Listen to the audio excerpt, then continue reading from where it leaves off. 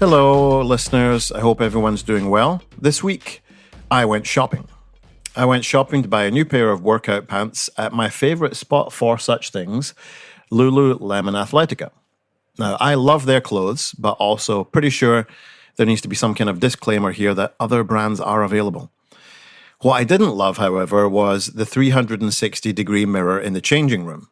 After 7 months of focusing hard on my studies and my training, having gone from 6 days a week in my past to currently about 6 days a month, I did not enjoy that self-view at all. However, like all things related to self, it's changeable. I went out to a local spot afterwards that I knew had a body composition machine of the same brand I've used in the past, so I can compare the data directly. And since the pandemic, my body weight has actually not changed at all. I'm about 200 pounds. However, I have lost 10 pounds of muscle mass and gained 10 pounds of body fat. Not good, but it's useful data. And also, this is why I just think weight scales don't tell the full story. People are obsessed with the number on the scale. But you could be within the normal weight range, for your height or just for your own life. But you could be under-muscled and carrying too much body fat. So the number on the scale is not that important. What's important is the composition.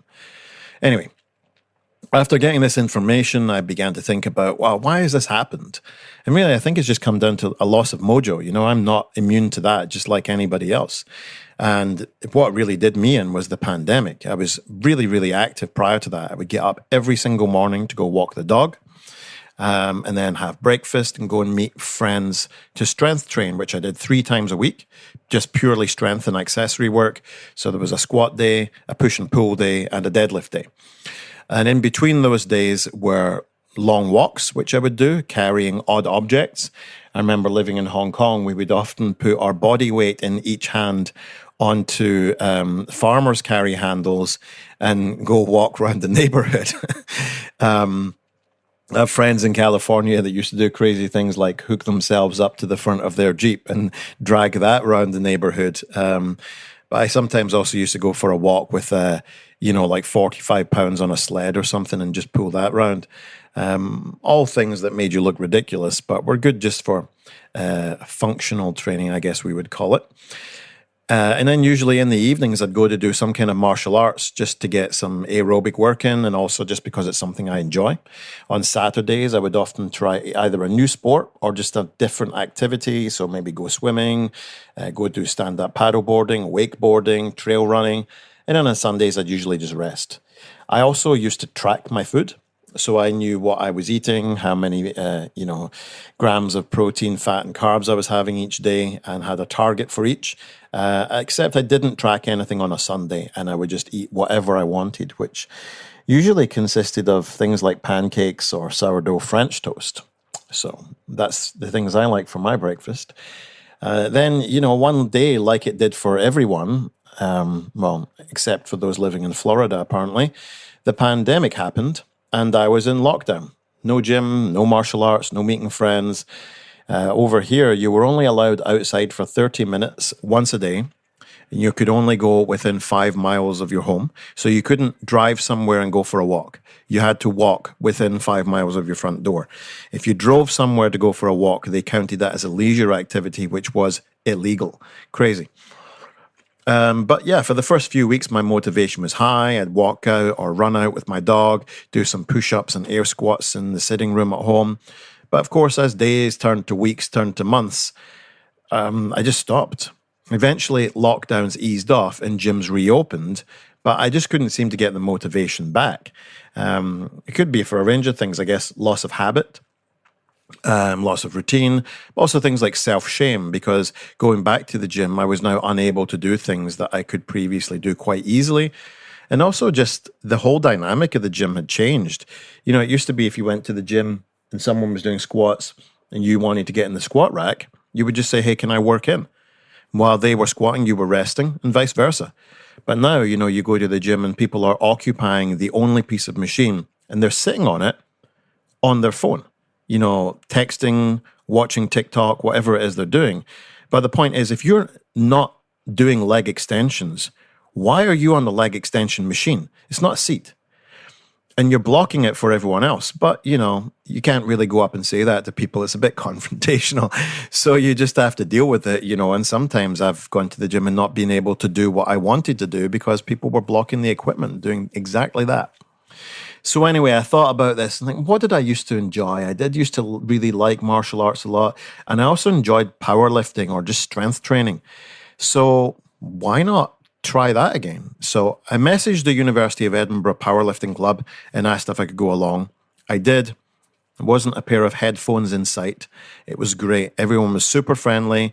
Everyone was lifting together, sharing platforms, sharing barbells, lifting heavy. And when people were doing their own lifts, the others were stopped and giving them support and a high five rather than just ignoring them. Really wonderful to see, wonderful to remember what that felt like. And although at some point I was really pretty strong for an average person, then, and now I'm not. But I wasn't feeling pressure and I wasn't feeling bad that I couldn't do those things. So I was really excited to get strong again. And after the class, I signed up for the rest of the year. And I'm really excited. So that's my little personal anecdote done. But now on to this week's subject matter. So I've said I went to the powerlifting club, but what is powerlifting and what makes it different from weightlifting? And what makes those two different from weight training?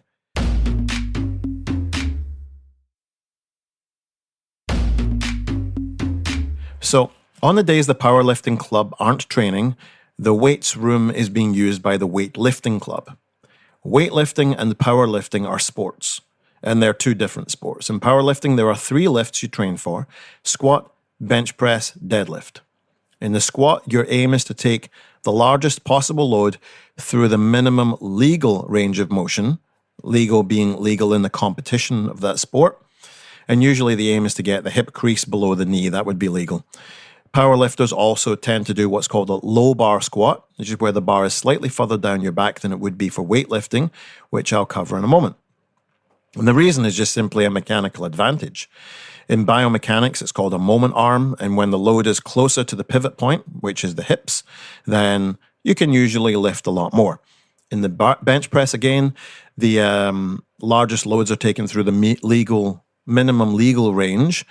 You are lying on your back this time and bringing a loaded barbell from straight arms down to the chest, press up to straight arms again, and you're done. You sometimes see powerlifters reducing the range of motion by having really arched backs or really wide hand positions.